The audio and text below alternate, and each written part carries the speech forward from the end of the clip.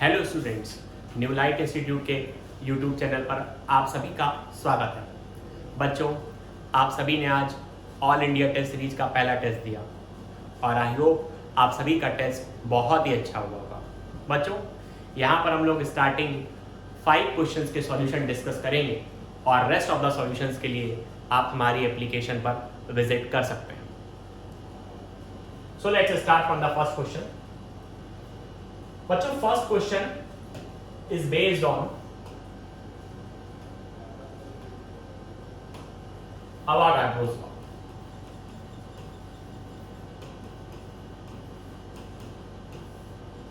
अभी Avogadro's law क्या कहता है? अवोगाड्रोस लॉ क्या कहता है कि अंडर आइडेंटिकल कंडीशंस, यानी अगर दो गैसेस के लिए टेम्परेचर और प्रेशर की कंडीशन सेम हो और उनका इक्वल वॉल्यूम ले, तो दोनों में मौजूद नंबर ऑफ मॉलिक्यूल्स का नंबर भी सेम होगा। यानी equal volume of gases have equal number of molecules.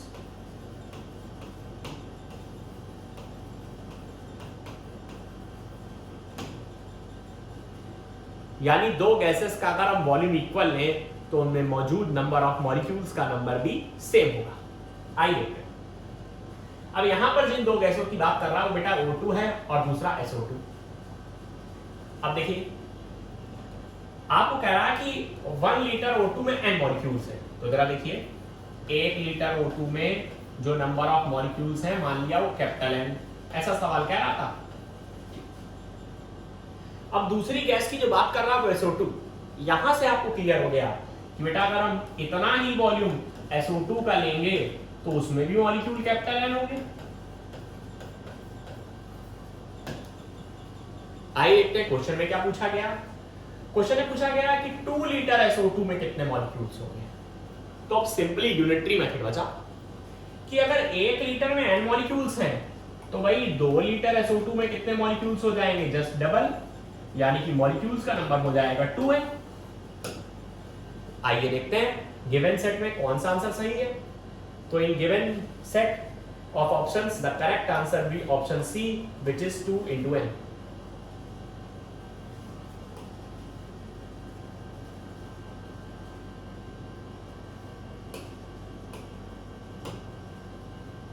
Now let's move on to question number second.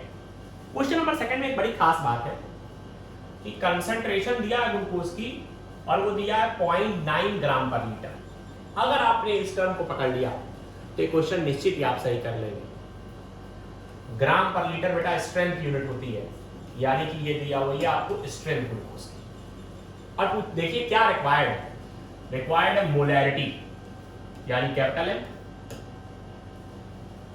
Strength given है ग्लूकोज की और मोलैरिटी रिक्वायर्ड है, तो जरा याद करिए एक रिलेशन स्ट्रेंथ और मोलैरिटी के बीच। वो रिलेशनशिप क्या है कि molarity capital M equals to strength divided by molecular weight, और वो भी मॉलिक्यूलर वेट सॉल्यूट का।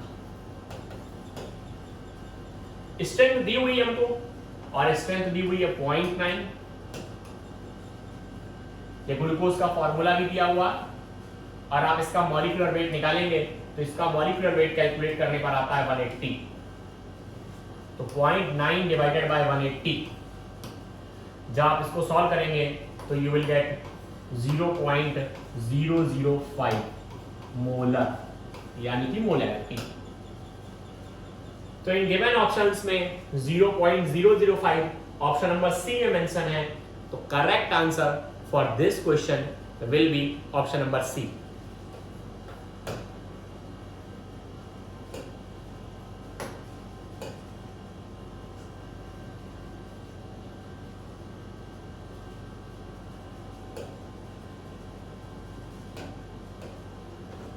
Now let's move to question number second, which is based on stoichiometry.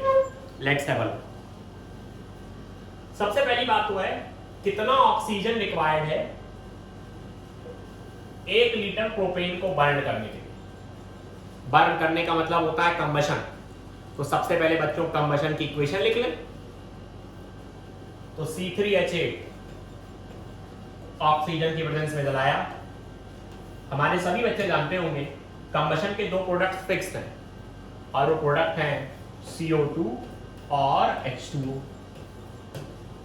Balance करने का तरीका भी आप जानते होंगे, जितना कार्बन उतने मोल CO2 और जितना हाइड्रोजन उसके हाफ मोल H2। और जब यहां पर ऑक्सीजन को आप बैलेंस करेंगे तो आप पाएंगे यहां पर कोएफिशिएंट हो जाएगा 5। ये जो बेटा बैलेंस इक्वेशन के कोएफिशिएंट्स हैं, ये कोएफिशिएंट्स कहलाते हैं stoichiometric coefficients. I repeat, balance equation के कोएफिशिएंट्स स्टाइकियोमेट्रिक कोएफिशिएंट, और ये रिप्रेजेंट करते हैं मोल्स को, और गैसेस के केस में बेटा ये वॉल्यूम को भी रिप्रेजेंट करते हैं। अब समझिए, तो इसका मतलब ये हुआ, यहां से आपको दिख रहा है कि एक वॉल्यूम प्रोपेन के लिए आपको 5 वॉल्यूम ऑक्सीजन रिक्वायर्ड है। सवाल में पूछा गया कि अगर इसका 1 लीटर लें तो कितना ऑक्सीजन का रिक्वायर्ड होगा। तो देखिए बेटा, रेशियो 1:5 का है, यानी अगर आप इसका 1 लीटर लेते हैं तो इसका 5 लीटर ऑक्सीजन रिक्वायर्ड होगा। तो देखते हैं कौन सा आंसर करेक्ट है। 5 लीटर ऑप्शन नंबर बी में मेंशन है, तो correct answer for this question will be option number D. B will be the correct answer.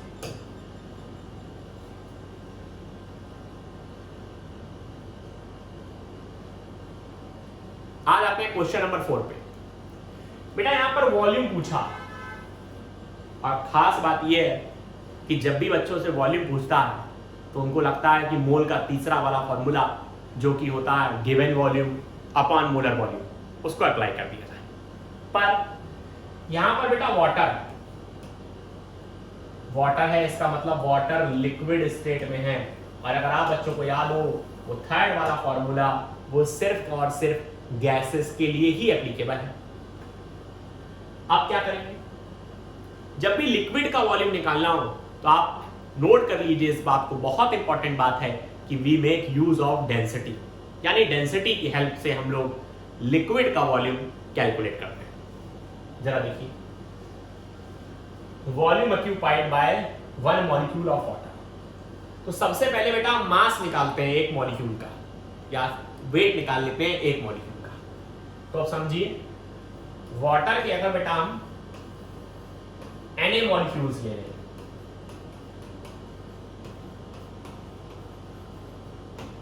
बेटा Na का मतलब हुआ 1 मोल मॉलिक्यूल्स ले लें, तो वाटर का मास होगा 1 मोल मॉलिक्यूल्स का मोलर मास, और विच इज 18 ग्राम्स। पर बेटा हमको यहां पर एक मॉलिक्यूल की बात कर रहा है, Na मॉलिक्यूल का मास 18 ग्राम, तो बताओ एक मॉलिक्यूल का मास कितना हुआ। एक वाटर के मॉलिक्यूल का मास हो गया 18 डिवाइडेड बाय Na, और Na की वैल्यू रखेंगे तो 6.02 इंटू 10 की पावर 23, और चूंकि ये एक मॉलिक्यूल का मास है तो ग्राम में।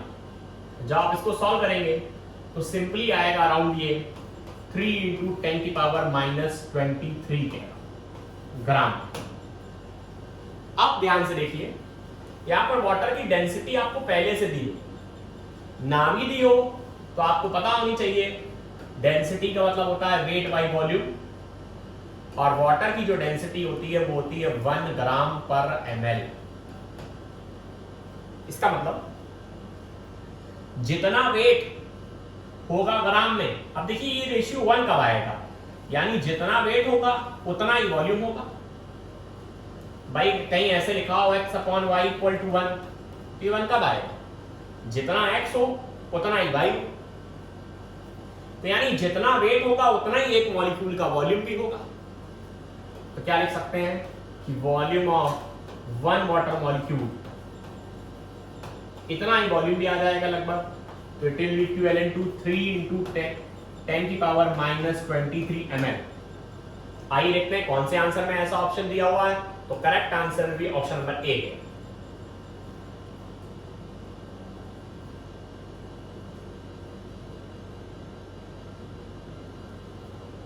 Now next question is based on very important concept which is concept of limiting reagent. अब कैसे आपको पता चलेगा ये सवाल लिमिटिंग रीजेंट का, जरा समझिए।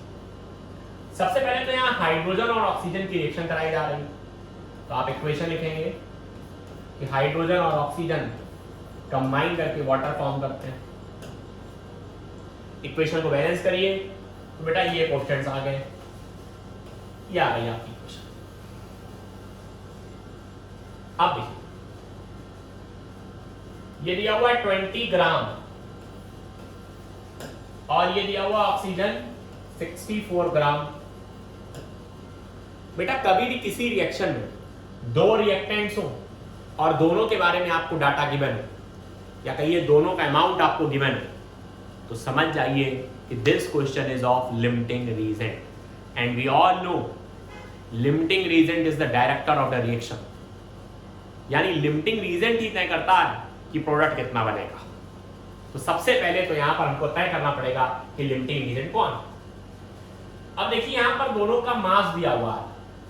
सबसे पहले आप इसको मॉलिक्यूलर मास से डिवाइड करके मोल में कन्वर्ट कर लीजिए। तो बेटा यहां पर आएंगे 10 मोल्स और 64 को 32 से डिवाइड करेंगे तो it will be equivalent to 2 moles.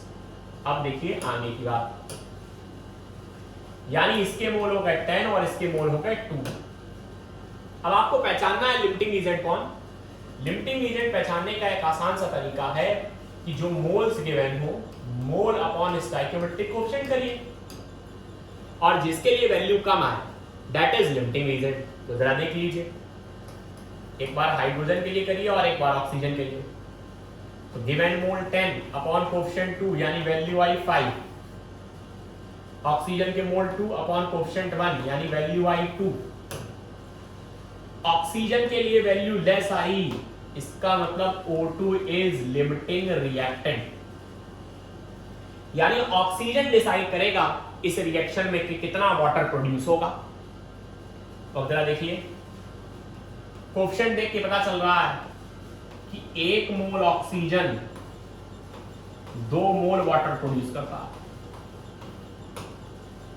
1 mole oxygen से 2 मोल वाटर मिलता है, पर हमारे पास तो 2 मोल हैं ऑक्सीजन के।